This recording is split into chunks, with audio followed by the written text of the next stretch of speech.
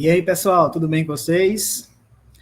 Gente, hoje nós vamos falar sobre um assunto que ele às vezes é muito polêmico, é um assunto impopular, mas é um assunto que a gente traz aqui porque é do dia a dia de quem lida em sala de aula. Então, vou revelar para vocês 5 questões que nós, enquanto professores de sala de aula, não temos como resolver se a gente é professor de escola, né?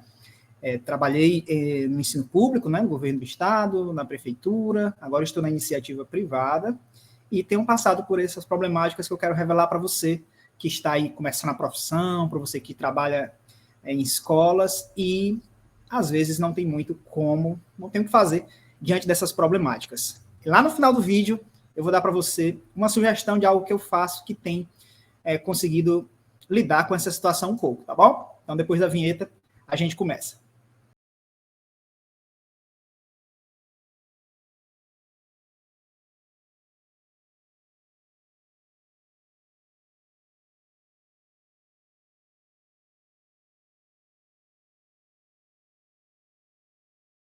Aí, pessoal, deixa eu compartilhar aqui a tela com vocês.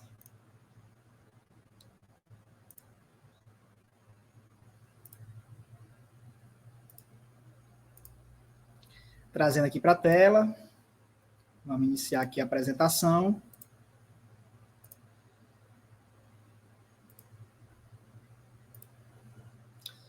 E 5 problemas que você não terá como resolver se você é professor de sala de aula nas escolas. Vamos lá puxar o primeiro, né? Serviços de secretaria, né? Dependendo da sua situação, né? Isso aqui ele acontece comigo, né? Após a pandemia, nós professores a gente começou a exercer funções de algumas coisas que eram antes, né, serviços inerentes à secretaria das escolas, certo? E aí, com isso, o que aconteceu? Além da gente já registrar, por exemplo, a chamada, as agendas, né, encaminhar para a secretaria as notas em geral, agora somos nós que fazemos essa função no sistema institucional da escola, né? Então, isso acarreta com que haja uma demanda a mais, né? Que nós consumimos essa demanda, que nós ficamos com essa demanda após o período da pandemia, certo? Então, não trata-se aqui de um serviço que antes era feito de maneira a punho, né? A nossa caneta com o nosso diário, com o fichário, né, de sala, agora passou a ser realmente aplicativo, sites na internet, usando o notebook da sala de aula para as escolas que têm esse recurso, né? E através do sistema, né, integrado da escola, nós passamos a exercer essa função também. Segundo ponto, esse aqui talvez seja o mais polêmico de todos, e aí eu vou tentar passar para vocês a visão do que tem acontecido na minha realidade, certo? Laudos médicos sem acompanhamento e assistência. O que acontece? Infelizmente, eu digo isso com muita até tristeza, né? Nessa maneira de expressar que uma parte importante das famílias, certo? Quando começam a receber contatos da escola num pedido de ajuda para acompanhar o seu filho, a sua filha, essas famílias têm procurado um encaminhamento médico, né? Até ser gerado um laudo que ela possa encaminhar para a escola. E para por aí, tem parado por aí, em boa parte dos casos. Eu não estou falando, não estou citando quando nós temos crianças que têm uma necessidade, né, que o responsável ele conduz esse laudo para a escola e nós acompanhamos o caso junto com as famílias, junto com a gestão da escola, com a coordenação, para trilhar uma linha de trabalho para aquela realidade. Eu não estou falando sobre isso. Eu estou falando nos casos em que um aluno que está apresentando um problema na disciplina, um aluno que nunca entrega uma atividade, nunca faz um determinado trabalho para que o professor possa ter mecanismo de avaliar aquele aluno. E quando é passado esse caso para a coordenação, que ao procurar a família por sua vez, depois de um tempo apresenta um laudo e ali é como se tivesse já tudo resolvido. É esse tipo de situação que eu estou colocando para vocês, né? Pais entregando laudos sem dar feedback sobre o status do acompanhamento, né? Porque muitas vezes o aluno ele pode ser acompanhado por um psicopedagogo, onde esse psicopedagogo, essa psicopedagoga vai ajudar aos professores, a coordenação da escola, né, a atender melhor de acordo com a realidade da sua criança.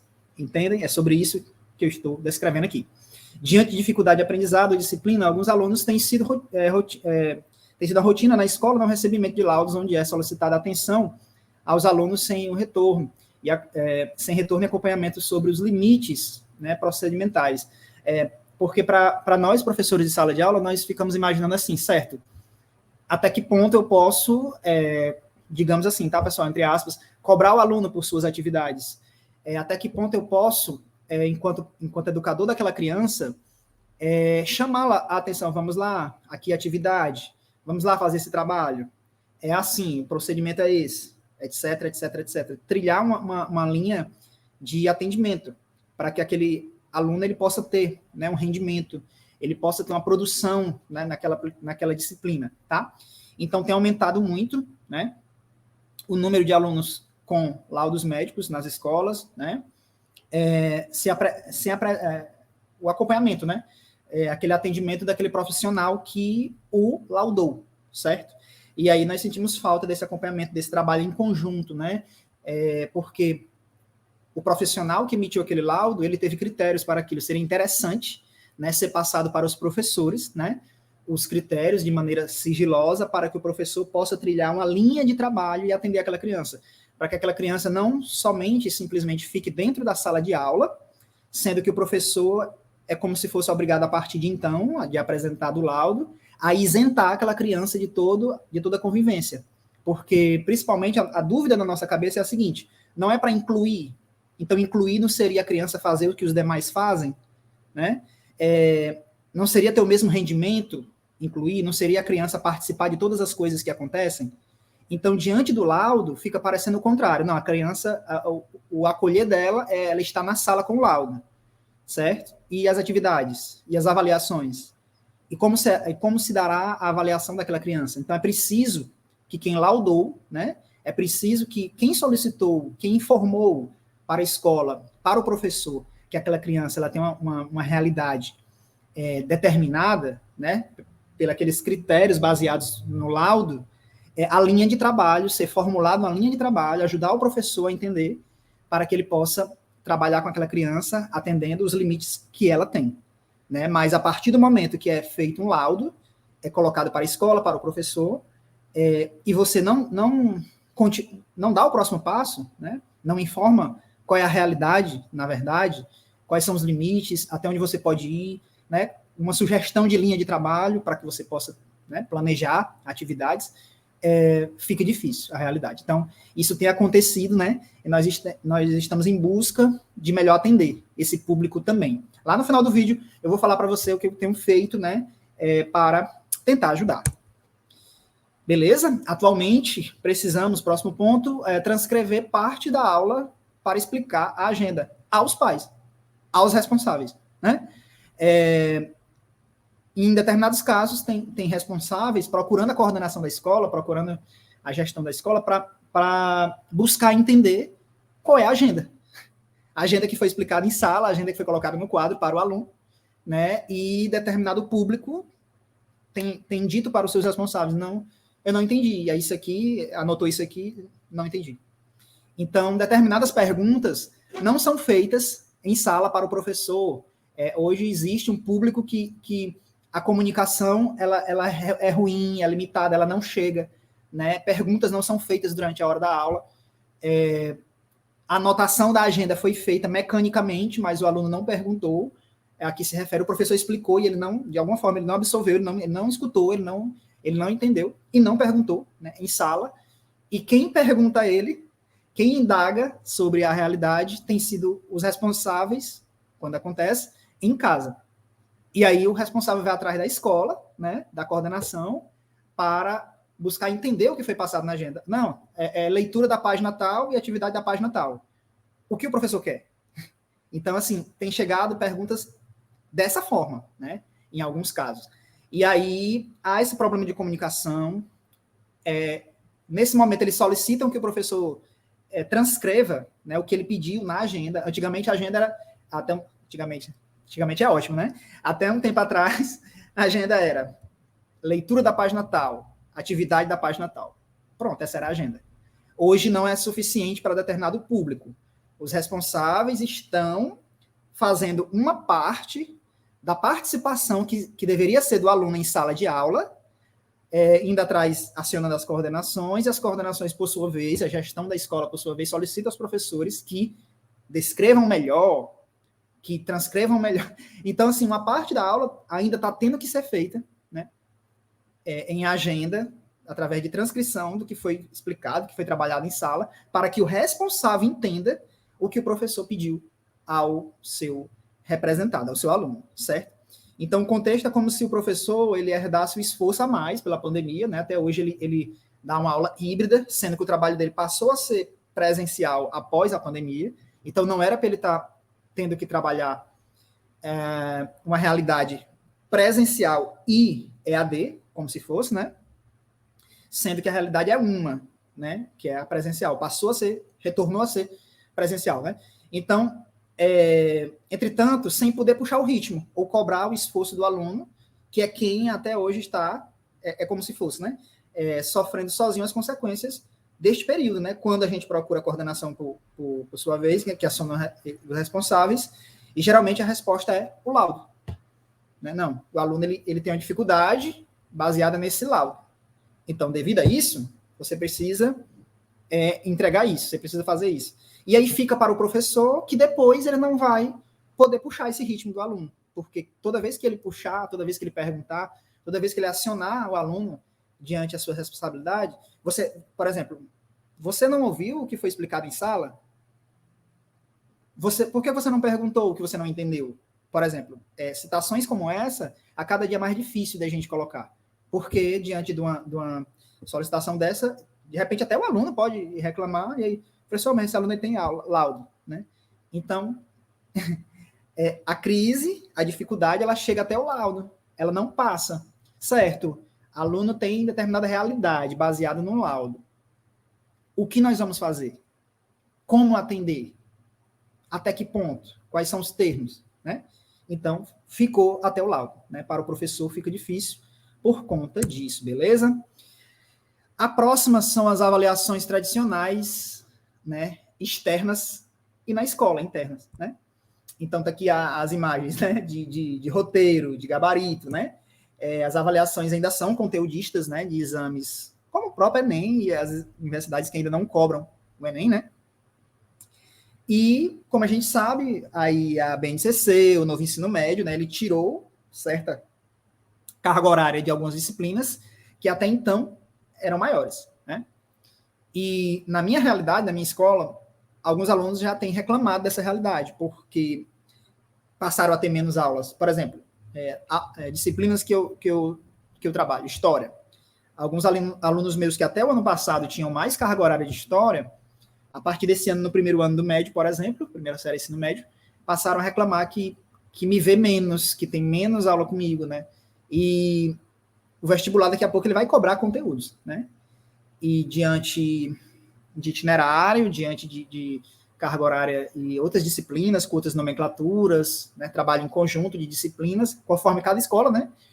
E essa carga horária tem reduzida. E a forma como trabalha, a proposta é trabalhar diferente, é não focar no conteúdo, é fazer um trabalho à parte, e aí depois esse aluno, ele vocês sabem, né? O aluno ele se esquece do conteúdo, ele às vezes não revisa em casa, ele não tem uma disciplina de estudar em casa à parte, e aí acaba esquecendo o conteúdo e vai fazer falta para ele, porque o vestibular ainda cobra conteúdo. Nas escolas ainda nos cobram, né, entregar materiais, entre eles provas parciais, provas bimestrais, conteudistas, ao qual o conteúdo ele vai ser cobrado. A prova é conteudista ainda. Né? Então, sem mudar o método, sem mudar a forma de avaliar, não temos como entregar ao aluno uma realidade diferenciada, com menos conteúdo, com menos horas de aula de algumas disciplinas, se a prova vai cobrar tais conteúdos. Beleza. Aí chegamos na parte, como eu falei para você, né, aqui no final, onde eu vou dar uma sugestão de algo que eu tenho feito, né, diante dessa realidade. Seguinte, não cabe a mim, não cabe a nós, professores, né, dizer, vai ser feito de tal forma, vamos mudar por aqui, vamos mudar por ali. Não. Mas o que nós podemos fazer para dar o primeiro passo e fazer parte da solução é documentar, é relatar essas coisas como nós estamos fazendo aqui, né? E eu tenho feito isso, né? Informando, né?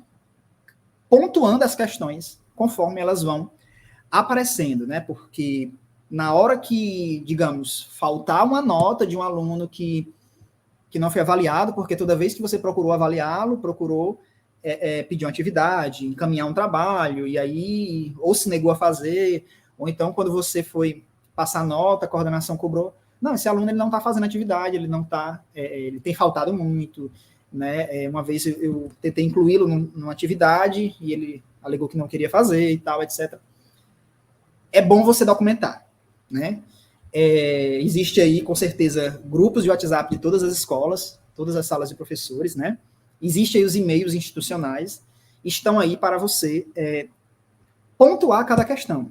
Uma segunda coisa, eu vou compartilhar aqui a tela com vocês, com um outro material que eu quero mostrar aqui para vocês, de algo que também eu tenho feito, né? Deixa eu trazer para cá e compartilhar a próxima tela com vocês, para a gente ir encerrando aqui o assunto, certo? Deixa eu puxar para cá essa janela. Só um segundo, gente. Deixa eu puxar aqui. Pronto, esse aqui. Então, trazendo para cá, certo? Então, gente, eu tenho feito isso aqui, ó. Aqui é uma planilha, né? Apesar de que essa planilha eu coloquei no Word, né? Ou no Docs do Google, né? Para poder usar texto, né? Inserir texto. E aí eu coloquei algumas colunas, conforme uma coluna com o nome de alunos, uma coluna e a segunda coluna, por exemplo, essas informações que eu descrevi aqui, né? Então tem todos, como lá nós usamos o sistema institucional, eu copiei o nome dos alunos, coloquei numa planilha, copiei, passei para o Docs, ou para o Microsoft Word, né? E do lado direito eu coloquei como está o andamento daquele aluno nas minhas aulas, né? Apesar de que é muito difícil para mim fazer isso, porque eu sou professor hora-aula, né? Ou horista, conforme o seu estado aí. E aí, nós passamos 50 minutos, tem escola que dá 2 aulas, determinada disciplina, essa geralmente ela dá 3 aulas por semana, então, umas eu passo, em determinadas turmas eu passo mais tempo, outras eu passo mais e outra menos, aliás, né? E aí eu relato aqui e mando para o e-mail institucional, coloco em cópia para mim mesmo, né, para ficar registrado, e envio para a minha coordenação. O caso de cada aluno, como você vê aí, eu tiro um dia para isso, realmente é um trabalho a mais, como professor horista, né, aí é que é um trabalho a mais nesse sentido, mas, pessoal, eu faço porque eu quero fazer parte da solução. Eu dou como sugestão para vocês fazer parte da solução. E não tem como fazer parte da solução se a gente não tiver muito claro para nós qual é a dificuldade. Para poder você dar uma sugestão, você tem que ter o contexto, né? Então, eu faço para documentar, eu faço acompanhamento, né? Para que eu possa ter subsídios e encaminhar as possíveis soluções. Tudo bem, pessoal? Então, é isso, né? Mandando aqui um abraço a todos vocês, obrigado por ter assistido o vídeo e até mais, pessoal. Tchau, tchau.